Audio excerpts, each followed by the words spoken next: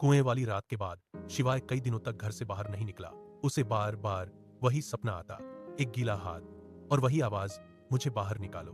वो खुद को समझाता, ये सब मेरे दिमाग का वहम है। लेकिन गांव में कुछ अजीब होने लगा था। गांव के अलग अलग घरों के बाहर गीले पैरों के निशान मिलने लगे। निशान दरवाजे तक आते और अचानक गायब हो जाते। किसी ने उसे चलते हुए नहीं देखा, किसी ने दरवाजा खुलते नहीं सुना, फिर भी वो हर रात आता था। एक रात तेज बारिश हो रही थी, बिजली बाहर चमक रही थी। शिवाय अपने कमरे में सोने की कोशिश कर रहा था। तभी थक थक थक दरवाजे पर दस्तक हुई। शिवाय का दिल धड़क उठा। वो धीरे से उठा और दरवाजे की तरफ बढ़ा। दस्तक फिर हुई, थक थक, इस बार और जोर से। शिवाय ने हिम्मत करके दरवाजा खोला।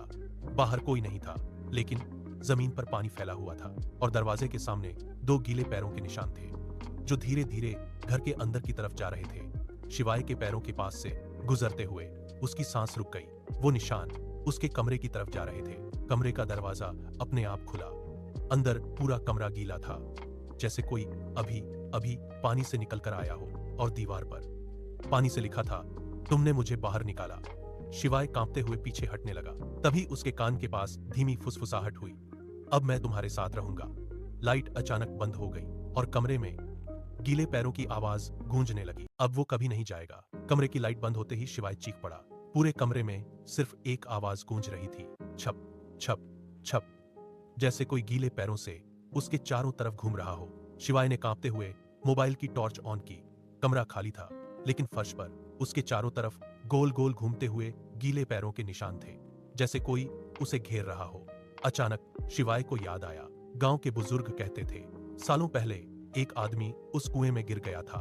वो घंटों तक मदद के लिए चिल्लाता रहा, लेकिन किसी ने उसकी आवाज नहीं सुनी और वो पानी में डूब गया।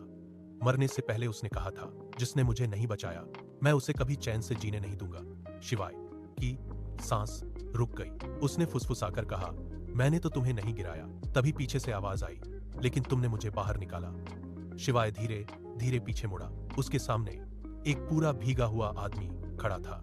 सफेद आंखें, नीला चेहरा और शरीर से लगातार पानी टपक रहा था। वो मुस्कुराया और बोला, अब मैं अकेला नहीं हूं। उसने शिवाय का हाथ पकड़ लिया। हाथ बर्फ जैसा ठंडा था। शिवाय जोर से चीखा और अचानक सब शांत हो गया। सुबह जब शिवाय के घर वाले कमरे में गए, कमरा खाली था। शिवाय गायब था।